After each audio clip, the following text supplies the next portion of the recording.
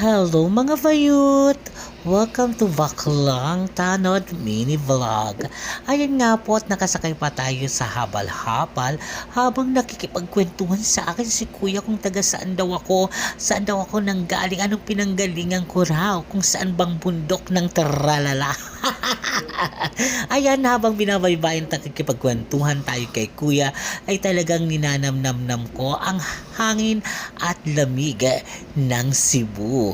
Dahil papunta po tayo dyan sa ating tutulugang hotel na kung saan talagang bonggang-bongga at napakaganda ng hotel, mamahalin, authentic at bonggang sobrang lamig dahil talaga yan ang napili ng ating kaibigang hotel at talagang bonggang ang paligid at napakatahimik at